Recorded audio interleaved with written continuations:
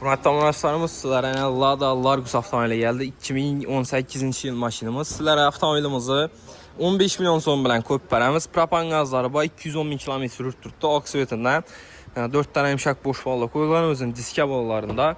Maşinimiz işlerine polikte döşeldiyen, çikollar gizleyen, padagrif, sideniye, hem merşesi var. Vesta motor. Olsa salon kısımlarım taza tuttu. Hem sinesi var maşinimizde. 2018 yıl kraskiyası, yine arka kapotunda az gene Petno kraskiyası var. Ustalarda gösterdi, teşhirtili bala verəsdi. Dostlar, arkalarını yine propan gazda koyulan, hem mesası var maşinimizde. Raskotu yok, gəlibəyədək körü bala verəsdi. 2018 yıl Vesta motor. Baxası 115 milyon son, naqd pul olsa üstünde elə 1-2 son gəlsirib verəmiz.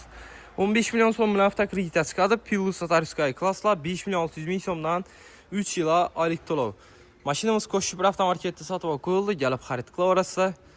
Yəni dostlar, üstündə nə? Çirtəkləri, həm mərsəsi var. Gəlib ala orası maşinlarımızda, biberlarımız köp dostlar.